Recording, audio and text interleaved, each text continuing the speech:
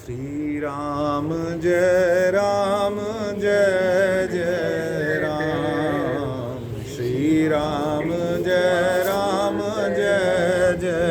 राम।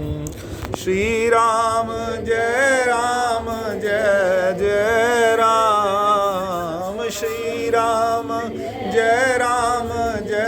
जय राम। श्री राम जय जय राम। श्री राम जय जय राम। श्री राम जय जय राम। श्री राम जय जय राम। श्री राम जय जय राम। श्री राम जय जय राम। श्री राम जय जय राम। ओम हरि ओम।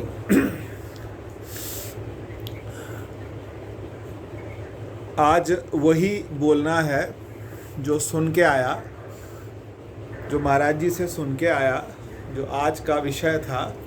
आज उसी को थोड़ा सा कोशिश करना है कि सब समझ पाएँ उसको। तो वही समझाने की आज कोशिश करते हैं।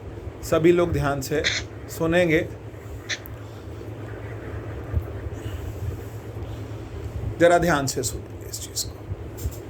पहले पिछली बार वाली बात भी मैं बता दूं कि पिछली बार हमने क्या मंत्रणा की थी आपस में। मन, माया, जगत और प्रकृति। मन, माया, जगत, सुनिएगा, और प्रकृति, ये आपस में, ये सब जो हैं ये एक ही तरह के हैं और ये सब बदलते रहते हैं। ये आपको कभी भी सेम नहीं मिलेंगे, ये आपको कभी एक जैसे नहीं मिलेंगे। ना आपका मन पूरा दिन एक जैसा रह सकता है। सुबह अलग है, दोपहर में अलग है, शाम को अलग है, रात को अलग है। परमात्मा की माया, परमात्मा के जो हमारे पास जिस त्रिगुण माया में हमें डाल रखा है, सतोगुण, तमोगुण और रजोगुण की माया में हमें डाल रखा है, ये माया भी क्या है, ये भी बदलती रहती है। कभी हम सतोगुणी हैं, कभी हम रजोगुणी हैं, कभी हम तमोगुणी हैं। कुछ काम हमारे चाहते हुए होते हैं, कुछ हमारे ना चाहते हुए भी हो जाते हैं, हमारे कंट्रोल से बाहर है। ये माया है। जगत, ये संसार, ये भी अपने हिसाब से बदलता चला जा रहा है। चाहे हम चाहें, चाहे हम ना चाहें, ये संसार भी अपने हिसाब से क्या होता चला जा रहा है, बदलता चला जा रहा है। सब रिश्ते नाते, सब जान पहचान, सबके साथ जो व्यवहार था वो सब क्या होता चला जा रहा है, बदलता चला जा रहा है। जिनके साथ, जिनके बिना हम एक दिन नहीं रहते थे, आज कई साल हो गए उनके साथ में हमारी बात हो। आप लोगों ने अपने जीवन में, इतने बड़े जीवन में ये देखा होगा, कई लोगों के साथ हमारी बहुत अच्छी थी। लगता था कि हम लोग एक टाइम खाना ना खाएं इकट्ठा तो हम लोग कैसे जिएंगे। और अब जीवन वैसे का वैसे ही चल रहा है। प्रकृति जो है, आप कुछ भी देखें, वो एक था ना, वो क्या कहते हैं, जो फूल सवेरे खिल देने वो शामा नू मुरझा जाते। ये दावे वादे सब बंदिया एक फल विच मैं मुका जान दे या होंद मुका जान। जितने दावे हैं, वादे हैं, ये सब क्या हैं, ये सब मिथ्या है, ये सब खत्म हो जाते हैं। तो बात क्या आ रही है, प्रकृति जो है, और कुछ नहीं समझ आता तो कम से कम सबसे पास से हमने किसी चीज़ को देखा है तो वो हमारा अपना शरीर है।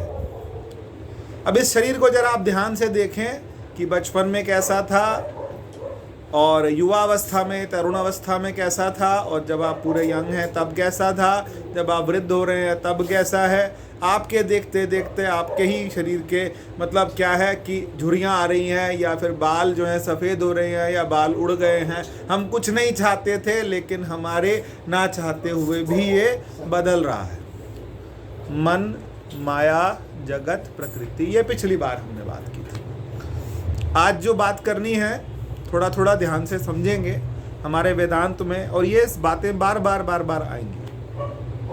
तो जो महाराज श्री ने आज समझाया, मैं उसी को थोड़ा सा और कोशिश करता हूँ कि मैं उसको आप तक पहुँचा पाऊँ।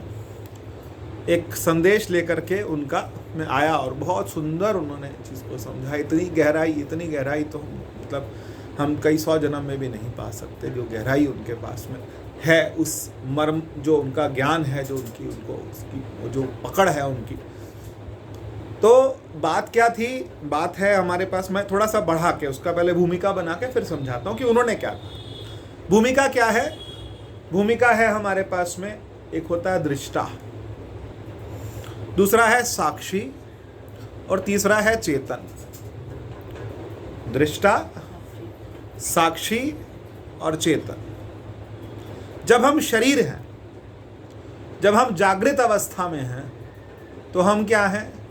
जागृत अवस्था में हम बाहर संसार से कनेक्टेड हैं। मैं आप लोगों को देख पा रहा हूँ, आपको मिल पा रहा हूँ।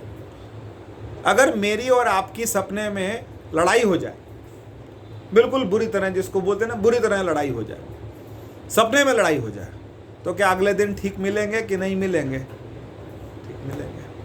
सपने की लड़ाई सपने की है ना। पर अगर मेरी आपसे जागृत में लड़ाई हो जाए तो फिर नहीं मिलेंगे ना, क्योंकि मन एक अलग तल पर है, जगत एक अलग तल पर है।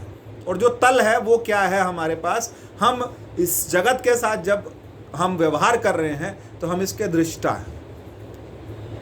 हम क्या है? दृष्टा हैं। जगत के साथ जब मेरा व्यवहार चल रहा है तो हम उसके दृष्टा हैं। और दूसरी चीज क्या है हमारे पास में? जो हमारा मन है।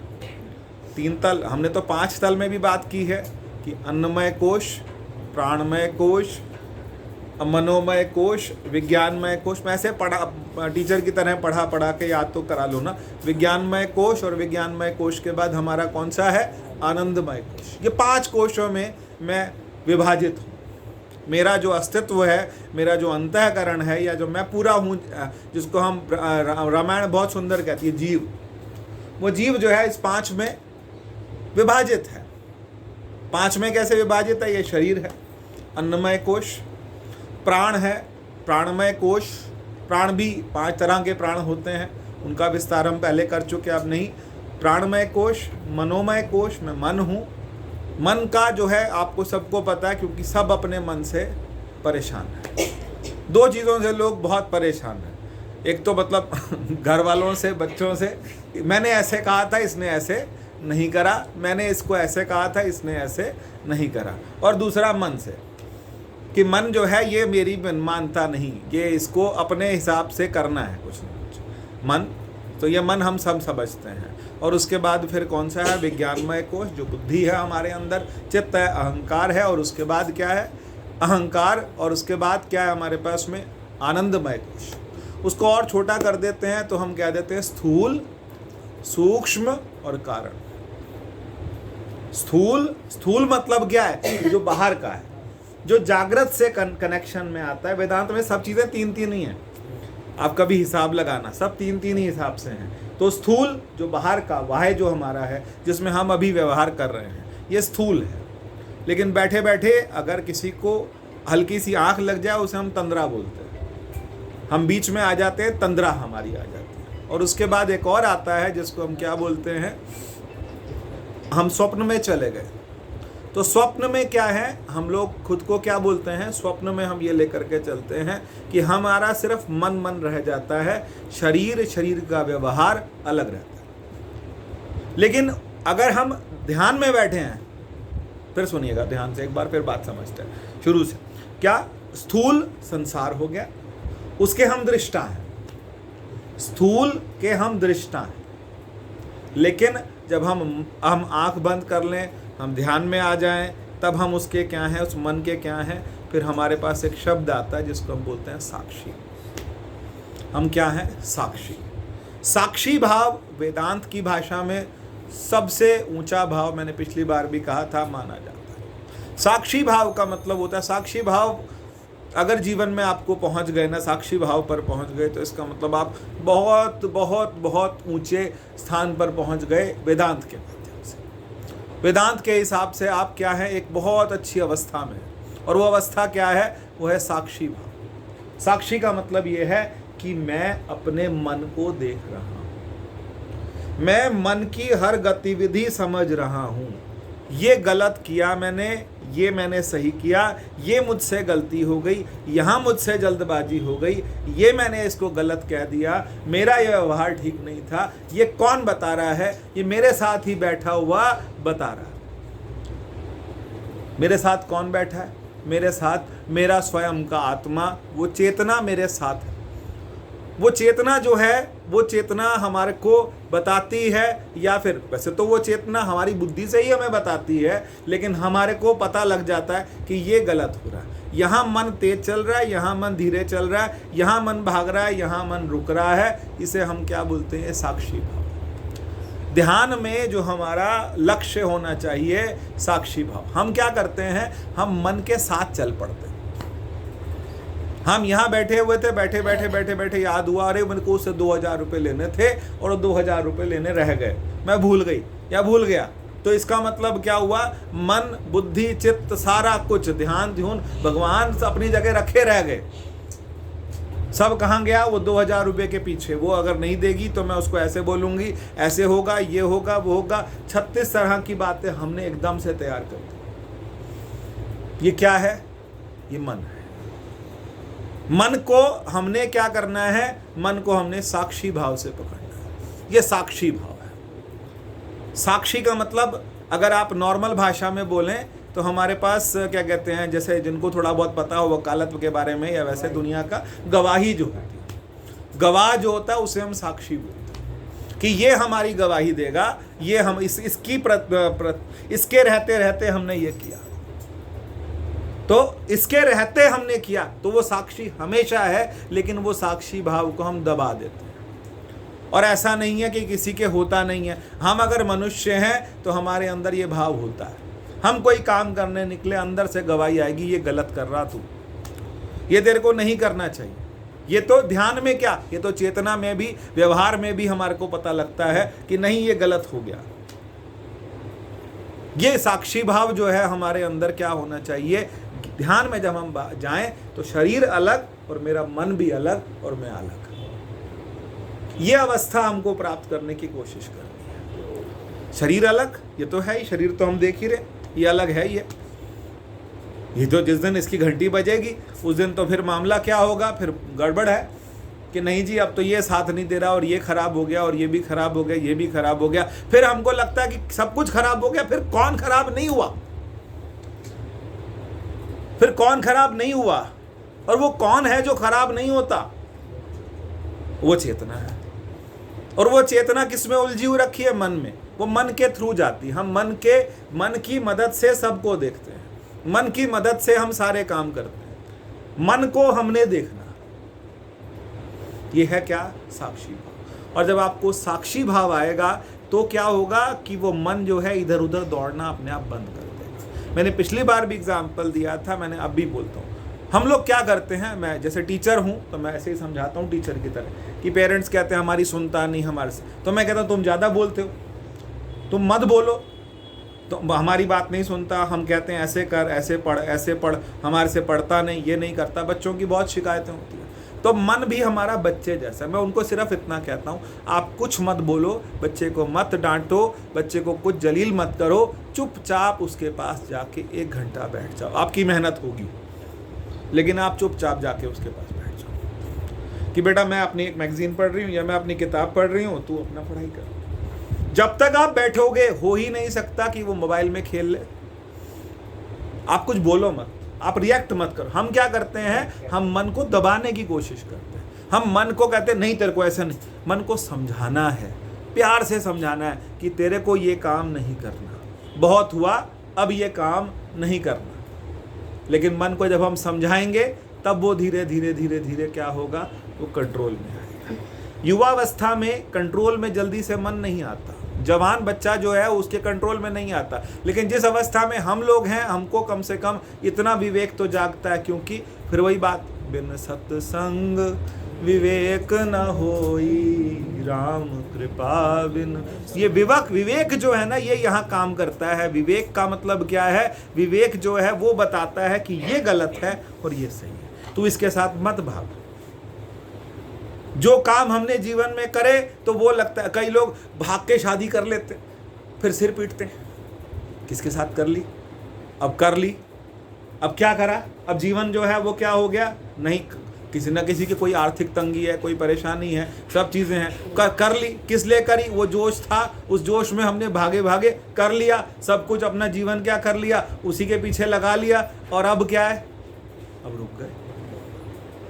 अब देखा, अब लगता है कि हमने ये ऐसा क्यों किया, हमने ऐसा क्यों किया। तो इसका मतलब हमने सोच समझ के, बिल्कुल सोच समझ के, और ध्यान में, ये तो व्यवहार की बात हुई, ध्यान में हमको समझ लेना है कि ये मन तो बार बार तंग करेगा, इस मन को परमात्मा के चरणों में लगाना। अभी तक मैंने परमात्मा का नाम नहीं लिया था, पिछले 15 मिनट से मैं बोल रहा हूँ और मैंने परमात्मा का नाम नहीं लिया था, क्योंकि ये एक साइंस है।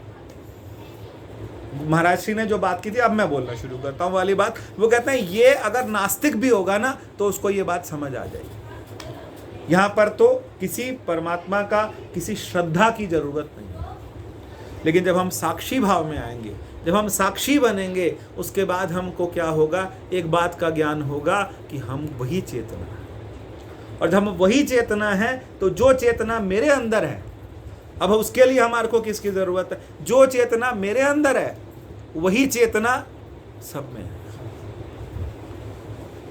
जो चेतना, वो किससे आएगा? वो हमारे अंदर आएगा श्रद्धा भाव से। वो किससे आएगा? वो श्रद्धा भाव से आएगा। हरि व्यापक सर्वत्र समाना, प्रेम ते प्रगट हो मैं जाना।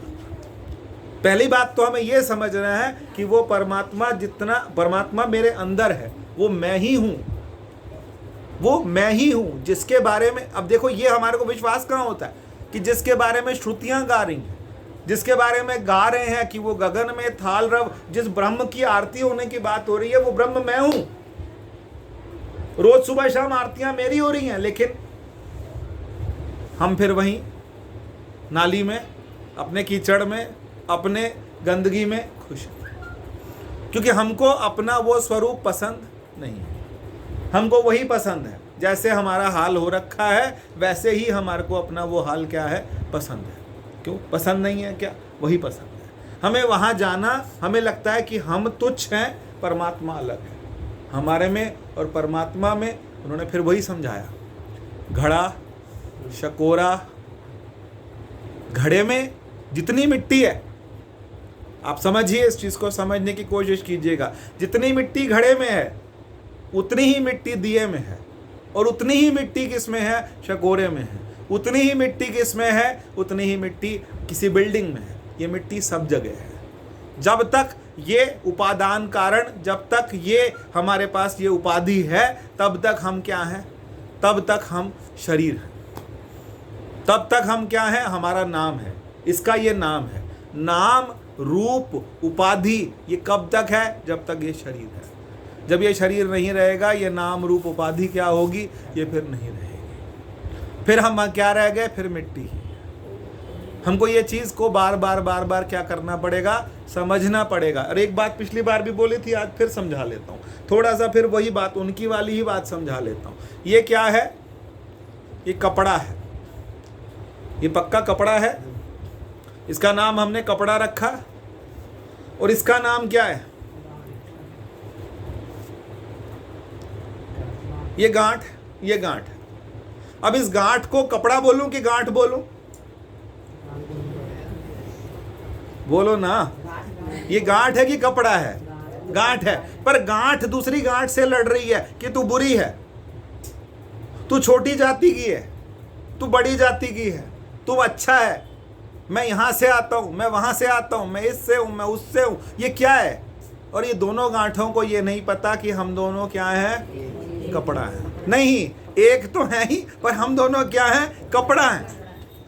जिस दिन इस गांठ को ये समझ आ गया कि मैं कपड़ा हूं, और जितना कपड़ा मुझ में है उतना ही कपड़ा दूसरे में, वो उसी दिन फिर क्या है? फिर कुछ नहीं। फिर वो क्या कहते हैं? आंख ना मूंदूं, कान ना रूंधूं, दिन दिन बढ़त चली, साधो सहज समाधि भली। उस दिन मजा आ जाएगा। उस दिन हमको क्या लगेगा कि ना जी, अब तो ये जो सामने वाला है उसमें भी उतना ही परमात्मा है, जिसको मैंने ठग लिया उसमें भी उतना ही परमात्मा था जिसने मुझे ठगा, या मैंने जिसको ठगा वो भी। चाहे मैं दुकानदार हूं तब मैंने ग्राहक को ठगा है तो ठगते टाइम मुझे क्या समझ आया कि जिसको ठगा है वो भी, और जो अगर मुझे कोई ठग के चला गया तो वो भी गुंडा ठाकुर, जितना ठाकुर उसमें था उतना ही मुझमें। ये फिर जिस दिन समझ आता है, फिर उस दिन क्या होता है, फिर हमें ये समझ आता है कि ये सब में है। और वो जब सर्वत्र है, वो क्या बोलता है, वो क्या बोलते हैं, ईशावास्यमिदं सर्वम। ईशावास्य उपनिषद का पहला ही है, ईशावास्यमिदं सर्वम यत् किंचित जगत्याम जगत। आपको जहां तक जगत नजर आता है ईश्वर वहां तक है। अब हमको क्या करना है, वो उसके बाद बहुत सुंदर बोला, क्या बोला कि ईशावास्यमिदं सर्वम यत् किंचित जगत्याम जगत तेन कंचित उसको आप क्या करें, उसको आप बार बार उसका भजन करें।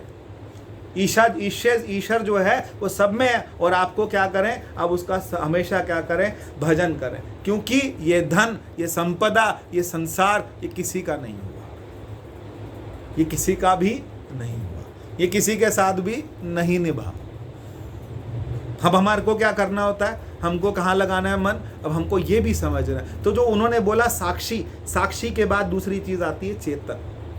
जब हम साक्षी भाव में बहुत देर तक बैठते हैं तो फिर हम साक्षी नहीं रहते, फिर हम वो चेतना हो जाते हैं, फिर हम सिर्फ चेतना रह जाते हैं। आज सुबह बहुत सुंदर बोल रही थी, जब मैं घुसा तो बहुत उन्होंने बोला कि जब आप 2 ओम बोलते हैं, एक बार ओम का उच्चारण किया, फिर दोबारा ओम का उच्चारण किया, उन 2 ओम के बीच में जो है वो चेतना।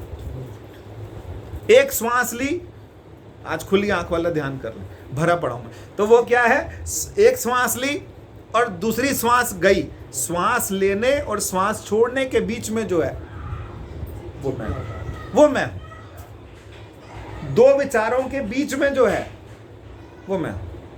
एक विचार उठा, आप देखो, आप जब साक्षी भाव में बैठोगे, साक्षी भाव में जब आप बैठोगे तो बैठे बैठे आपको क्या नजर आएगा कि एक विचार उठा, उस फलाने ने ऐसे किया, तो पता नहीं, आप ध्यान में बैठो तो सही, आप बैठना तो शुरू करो ध्यान के अंदर, आपको पता नहीं क्या क्या नजर आएगा, और सारी दुनिया नजर आएगी उसी टाइम पर आपको क्या करना है, उस टाइम चेतन रहना है।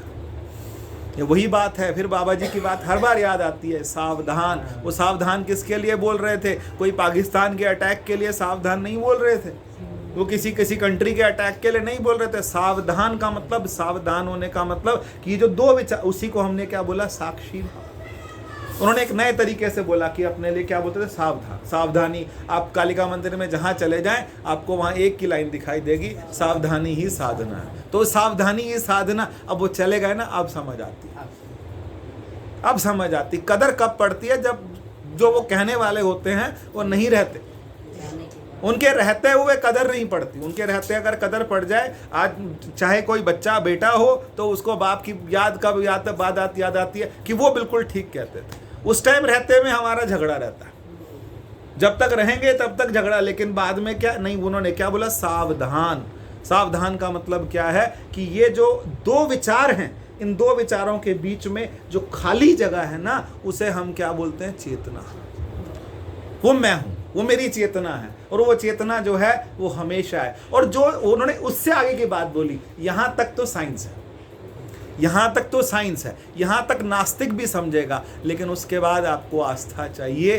क्या आस्था चाहिए, क्या विश्वास चाहिए, क्या श्रद्धा चाहिए? ये श्रद्धा चाहिए कि जो गुरु कहते हैं कि जितना परमात्मा मुझ में है उतना किस में है, दूसरे में। जितना मुझ में है उतना दूसरे में, और जितना अगर दूसरे में है तो इसका मतलब क्या हुआ, मतलब जैसे श्वास मेरे में चल रही है, क्या आप में नहीं चल रही? चल रही। जैसे विचार मेरे में उठते हैं वैसे आप में नहीं उठते? उठते हैं। अब हम क्या कर रहे हैं, हम लोग अपने आप को थोड़ा सा क्या मान लेते हैं, हल्का सा ऊपर मान लेते हैं, या अपने आप को नीचे मान, कई लोग ऐसे भी हैं, नीचे मान लेते हैं। हम तो दासों के दास हैं, हम दासों के दास हैं। अरे तुम दासों के दास नहीं हो, तुम शहंशाह हो, तुम बादशाह हो अपने साम्राज्य। यहाँ और उसके बाद क्या है, क्योंकि दो तरह के कॉम्प्लेक्स आदमी को जरूर खाते हैं, एक इन्फीरियरिटी कॉम्प्लेक्स और दूसरा कौन सा है, सुपीरियरिटी कॉम्प्लेक्स। एक को लगता नहीं मेरे जैसा तो कोई है नहीं। भाई तेरे जैसा जो है सब में है, और जिसकी सत्ता पे तू उछल रहा है वो सत्ता तो सब में है। आप निमित्त मात्र हैं किसी काम को करने के लिए, आप सिर्फ निमित्त मात्र हैं किसी को देने के लिए। जो बाहर भिखारी खड़ा है और जो लेने वाला है और जो अंदर वाला, वो क्या बोलते हैं, बहुत सुंदर गुरबाणी में आता है, वो क्या बोलते हैं बहुत सुंदर, वो बोलते हैं वो सुपने एक सुपने भया भिखारी, अछत राज बिछरत दुख पाया, सो गति भई हमारी। तो हमारा क्या है, गुरबाणी बोलती है, क्या सुंदर सा क्या आता है शुरुआत, फिर वो दोबारा से रिकॉल कर लेते। हरबिसरत सदाखुआरी नहीं था, वो था, चलो ठीक है, अगली बार कुछ याद रखेंगे, कुछ आएगा तो याद बात करेंगे कि सुपने एक सिंहासन सोया, नहीं, नरपत एक सिंहासन सोया, सुपने भया भिखारी। तो क्या बोला, नरपति, नरपति का मतलब एक राजा जो है वो क्या हुआ, वो सिंहासन पे सोया और सोते हुए सपने में वो क्या बन गया, भिखारी बन गया। और हमारी भी वही क्या, तो अछत राज, और कितना इससे क्लियर क्या बोलेंगे, हम सुनते ही नहीं, हम सुनते ही नहीं, हम तो अपने हिसाब से चलते हैं। हम कहते हैं गुरबाणी का तो क्या, वो क्या कहते हैं, हुक्मनामा आज बड़ा अच्छा हुक्मनामा है। भाई सुन समझ तो लो, हुक्मनामा आज हुक्मनामा बहुत सुंदर था, वाक बड़ी अच्छी थी। भाई वाक में बोला क्या, किसी को नहीं पता। नरपत एक सिंहासन सोया, सुपने भया भिखारी, अछत राज बिछरत दुख पाया, सो गति भई हमारी। इतना बड़ा राज्य, इतना बड़ा साम्राज्य, भगवान कहता सबका सब, तो तू मेरा बेटा है तो फिर क्या है, सबका मालिक है ना, सब चीज़ों का मालिक है ना। लेकिन फिर हमको क्या लगता है, हम छोटी सी जगह के मालिक बन जाते हैं, हम अपनी घर के मालिक बन जाते हैं। आदत वही है। मैं बार बार कहता हूँ, अगर ध्यान करने का शौक है तो किसी पार्क में चले जाओ। अब ध्यान को, हम लोग ध्यान को क्या कर रहे हैं, हम कमरों में सिमट रहे हैं, इसीलिए हमारा दिल जो है छोटा सिमट रहा है। मैं कह रहा हूँ कि रात के टाइम किसी टाइम हवा चल रही हो, कुछ हो, चुपचाप चले जाओ और फिर देखो कि इतना बड़ा विराट जो है वो किस में है, वो मुझ जैसा ही है। जो पिंडे सो ब्रह्मांड, जो पिंड में, जो इस शरीर में, वो कहाँ है, वो इस पूरे ब्रह्मांड में हर जगह है। तो वो चीज़ हमको कैसे आएगी, वो श्रद्धा से आएगी। और जब वो श्रद्धा जागेगी, बस फिर आंख से आंसू ही गिरेंगे। फिर उस टाइम लगेगा कि हमने क्या करा, अपने आप को छोटे छोटे दायरों में बांध के रखा। हमने किसी के 500 ठगे, किसी के 1000 ठगे, लेकिन हम कर क्या रहे थे, हम आपस में ही बरत रहे थे। और करना क्या था, एक्चुअल क्या है, सच्चाई क्या है, सच्चाई ये है कि इस पूरे साम्राज्य के मालिक कौन है, हम सब के अंदर जो है वो एक ही है। और वो एक जो है वो सबका क्या है, सबका। और हम क्या बोलते हैं, जब हम गुरु की आरती करते हैं तो उसके बाद क्या बोलते हैं, सर्वधी साक्षी भूतम भवातीतम सर्वधी साक्षी भूतम। अब बताइए, हम गुरु के लिए आरती गा रहे हैं, सर्वधी, सब बुद्धियों का साक्षी कौन है, और वो गुरु कौन है, वही परमात्मा। और हमने एक और भ्रांति बहुत बड़ी पाल रखी जिंदगी में, और वो भ्रांति क्या है, वो भ्रांति है कि गुरु अलग हैं और भगवान अलग है। हमने अपना बेड़ा गर्क ऐसी कर रखा, खुद ही कर रखा। हम तो गुरु को मानते हैं, हम भगवान को नहीं मानते। ऐसे भी है, ऐसी वैरायटी भी आपको लोगों की मिलेगी, और ऐसे लोग भी मिलेंगे, हम भगवान को मानते हैं, हम गुरु को नहीं मानते। और महाराज जी ने आज बहुत सुंदर बात बोली कि अगर समझना है और समझाना है तो गुरु जो है वो शरीरधारी ही होगा। तभी आप क्या करेंगे, उस बात को समझेंगे। उसको समझाने के लिए आपको क्या चाहिए, आपको गुरु चाहिए, साक्षात गुरु चाहिए। वो गुरु आपको समझाएगा कि वह तू है। ये गलत फहमियाँ हमने बहुत पाल रखी हैं अपने अंदर अंदर अंदर अंदर अपने माइंड के अंदर कि गुरु अलग है और परमात्मा अलग है। गुरु वो माध्यम है जो कि मेरे ऊपर से वो आवरण हटा देगा, वो जो अज्ञान है ना मेरे ऊपर से क्या कर देगा, वो हटा देगा। और फिर आपको समझ आएगा कि जो गुरु है वही परमात्मा है। और वही जो है वो कहते हैं, विवेकानंद जी कहते थे, स्वामी विवेकानंद जी, कि मेरे जो तुम्हारे पैर के नीचे जो कीड़ा चल रहा है वो आने वाले टाइम का क्या है, वो बाद का क्या है, वो परमात्मा है, या वो है वो क्या है, परमात्मा। जो हमारे को सबके साथ क्या करनी है, हमारे को फिर तब आती है क्या, मैत्री, करुणा, मैत्री कब आती है, दोस्ती कब होगी हमारी दूसरों के साथ में, जब हम समझ जाएंगे कि ये हम क्या देखते हैं, हम स्टेटस देखते हैं। ये सिल्क के कपड़े पहन के आते हैं, कॉटन नहीं पहनते हैं। ये हमारे क्राइटेरियाज हैं। इसने ये वाला कपड़ा पहना, ये वाले कपड़े पहनते हैं, ये उसके पहनते हैं, ये सिले हुए पहनते हैं, बिना सिले हुए पहनते हैं, ये उस जाति के हैं, हम उस जाति के हैं, हम ऐसे हैं, हम वैसे हैं। ये हमारे अंदर क्या है, ये हमने भ्रांतियां पाल रखी हैं और हम सोच रहे हैं, हम बात कर रहे हैं किसकी, ब्रह्म की। तो ब्रह्म जो है वो क्या है, तो सर्वत्र समाना। सर्वत्र क्या है, परमात्मा सब जगह है। लेकिन फिर बोला प्रेम, वो प्रेम जब तक नहीं होगा हमारे अंदर, वो श्रद्धा नहीं होगी। क्योंकि ये जो गुरु बोलते हैं ना, ये कहाँ काम आता है, ये 2 जगह काम आता है। हम लोग याद नहीं रखते, हमारे को 2 जगह काम आता है। पता है कहाँ कहाँ? एक काम आता है अंत समय में, एक काम आता है अंत समय में, और दूसरा काम आता है ध्यान में। जो हमारे को गुरु बताते हैं ना कि तू साक्षी है, तू को ये समझना है, तू इससे पार जा, इस बात को समझ, ये कब काम आएगी? जब आप अकेले ध्यान में बैठे। उस विराट का भी अनुभव करना चाहिए। किसी बड़े बड़े पेड़ पहाड़ जब आप गए तो हमको देखना चाहिए, उस टाइम उसको देख करके परमात्मा को क्या करना चाहिए, तू यहाँ भी है, तू कहाँ नहीं है, और तू मुझ में भी है। तो जो मुझ में है वो कहाँ है, वो सब में है। बूंद में कितना पानी है, फिर वही बात पर आ जाते हैं, बूंद में कितना पानी है, बूंद में पानी ही पानी है। सागर में कितना पानी है, सागर में पानी ही पानी है। लेकिन हमको क्या करना होता है, हमको समझना नहीं, हम समझते नहीं। क्यों नहीं समझते? क्योंकि हमने अपने आप को हम एक होता है परिच्छिन्न। परिच्छिन्न का मतलब क्या होता है कि वो जो है वो सर्वत्र है, सब में है।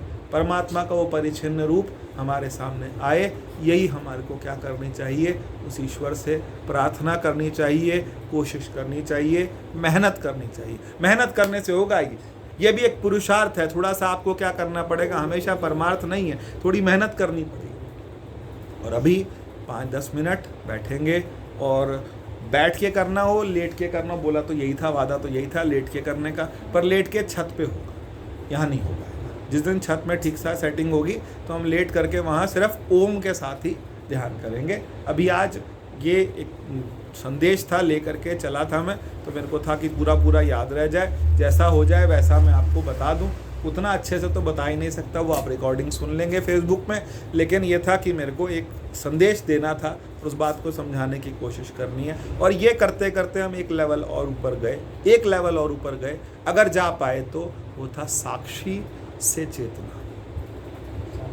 साक्षी, पहले तो हम क्या हो जाएं, साक्षी हो जाए, साक्षी चेतना के साथ, पूरी होश के साथ साक्षी हो जाए। फिर हम देखें कि 2 विचारों के बीच में, 2 ओम के बीच में, दो बातों के बीच में जो है, 2 श्वास के बीच में जो है, वो कौन है, वो मैं, वो मेरा स्वरूप है, वो मैं, बिल्कुल जो खालीपन है वो मैं, वो चेतना जो है वो मैं, और वो चेतना जो है वो निर्विकार है, उसमें कोई विकार नहीं। विकारी कौन है, शरीर।